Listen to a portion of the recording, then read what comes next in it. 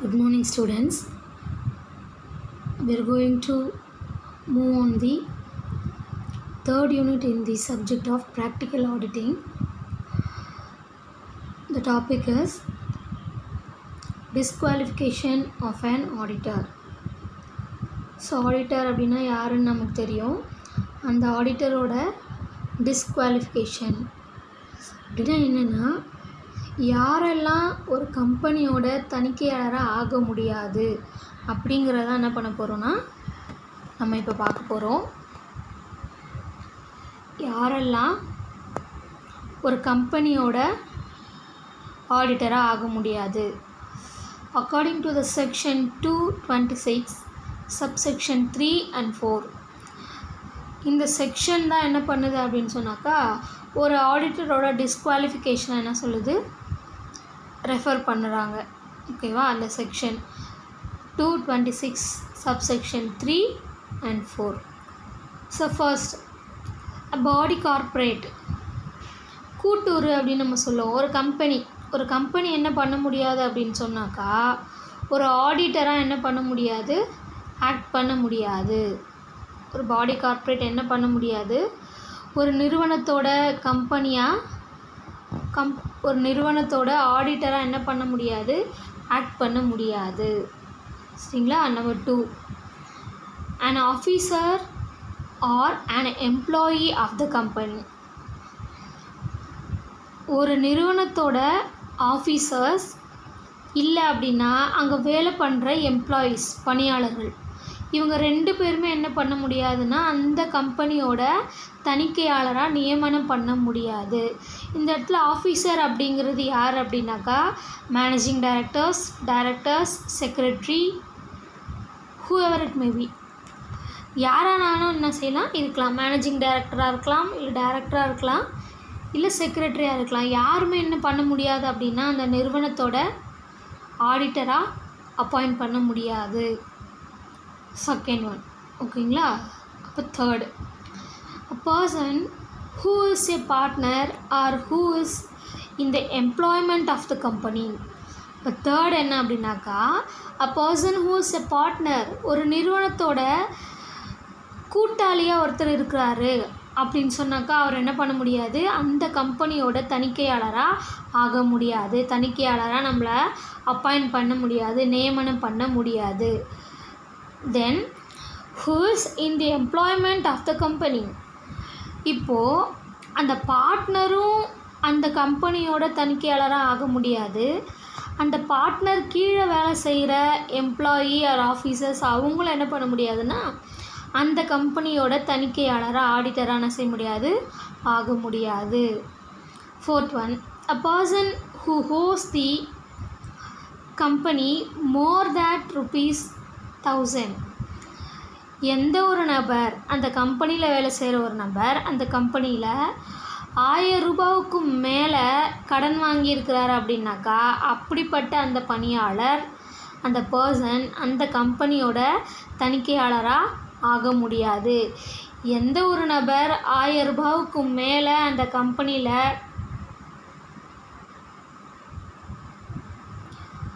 கடன் வாங்கியிருக்காங்களோ அவங்க என்ன பண்ண முடியாது அப்படின்னாக்கா அந்த கம்பெனியோட தணிக்கையாளராக ஆடிட்டராக ஆக முடியாது, நியமனம் பண்ண முடியாது. Fifth one, a person who has given a guarantee of any third person to the company amounting to more than ₹1000. எந்த ஒரு நபர் அங்கே வேலை செய்கிற நபருக்கோ இல்லை வேறு யாராவது தேர்ட் பர்சனுக்கோ கேரண்டி கொடுத்துருக்குறாங்க, உத்தரவாதம் கொடுத்துருக்காங்க, அவங்க வாங்கின கடனுக்கு எந்த ஒரு நபர் உத்தரவாதம் கொடுத்துருக்காங்களோ அந்த ஒரு நபர் என்ன பண்ண முடியாது, அந்த கம்பெனியோட ஆடிட்டராக ஆக முடியாது. ஃபார் எக்ஸாம்பிள் என்ன சொல்ல வராங்க அப்படின்னா அந்த பாயிண்டில் பாருங்கள், ஏபிசி அப்படின்னு இருக்காங்க. ஓகேவா? இந்த ஏ அப்படிங்கிற இந்த நபர் பட்டய கணக்கர் படிப்புக்கு படிச்சிருக்காரு. ஸோ அவர் அந்த கம்பெனியோட ஆடிட்டராக ஆகிறதுக்கான எல்லா தகுதியும் அவருக்கு இருக்குது. சரிங்களா? இப்போது அவர் என்ன பண்ணியிருக்காருனா, வேறு ஒரு நபர் சி அப்படிங்கிற ஒரு நபர் என்ன பண்ணுறாருனா அந்த கம்பெனியில் கடன் வாங்கியிருக்காரு. அவர் வாங்குகிற கடனுக்கு இவர் என்ன பண்ணியிருக்காரு அப்படின்னா அவர் கொடுத்துருவார். ஒருவேளை அவர் கொடுக்குற அப்படின்னாக்கா அதுக்கு நான் பொறுப்பேற்றுக்கிறேன் அப்படின்னு உத்தரவாதம் கொடுத்துருக்காங்க, ஷூரிட்டி போட்டிருக்காங்க. அப்படின்னா அப்படிப்பட்ட அந்த நபர் ஏ ஆகிய அந்த நபர் என்ன பண்ண முடியாதுன்னா, அவர் அந்த தகுதிகள் ஆடிட்டராக ஆகிறதுக்கான தகுதிகள் இருந்தாலும் அவர் உத்தரவாதம் கொடுத்துருக்கிறதுனால அந்த கம்பெனியோட ஆடிட்டராக அவர் என்ன பண்ண முடியாது, நியமனம் பண்ண முடியாது. Point number 6, a person who is company's subsidiary or holding company. அந்த கம்பெனியோட இப்போ எக்ஸ் அப்படிங்கிற அந்த கம்பெனியோட நபர்கள், ஊழியர்கள், பணியாளர்கள் அவங்க மட்டும் ஆடிட்டராக ஆக முடியாது அப்படின்னு கிடையாது. அந்த எக்ஸ் கம்பெனியோட சப்சிடரி கம்பெனி, இவங்க வேற ஒரு கம்பெனியை சப்சிடரி கம்பெனியாக துணை கம்பெனியாக வாங்கியிருக்கிறாங்க அப்படின்னா அந்த கம்பெனியோட பணியாளர்களும் என்ன பண்ண முடியாதுன்னா ஆடிட்டராக ஆக முடியாது. இல்லை அப்படின்னாக்கா இப்போ இந்த கம்பெனியோட ஹோல்டிங் கம்பெனி, இப்போ எக்ஸ் அப்படிங்கிற இந்த கம்பெனி வேற ஒரு ஹோல்டிங் கம்பெனிக்கு சப்சிடரியாக இருக்கிறாங்கன்னா அந்த ஹோல்டிங் கம்பெனியோட பணியாளர்களும் என்ன பண்ண முடியாது அப்படின்னாக்கா இந்த கம்பெனிக்கு ஆடிட்டராக ஆக முடியாது. அப்போனா ஆடிட்டராக ஆக முடியாது யாராருன்னா ஒரு பாடி corporate, an officer or an employee of the company, a person who is a partner or who is in the employment of the company, a person who owes the company more than ₹1,000, a person who has given a guarantee of any third person to the company, a person who is company's subsidiary or holding company. So இந்த மாதிரி இருக்கிறவங்க இந்த பர்சன்ஸ்லாம் என்ன பண்ண முடியாதுன்னா ஒரு கம்பெனியோட ஆடிட்டராக ஆக முடியாது. தென் ஒரு கம்பெனியோட ஆடிட்டராக இருக்கணும் அப்படின்னா என்ன குவாலிஃபிகேஷன் உங்களுக்கு வேணும் அப்படின்னு நம்ம பார்க்குறோம். இப்போ கம்பெனி ஆக்ட்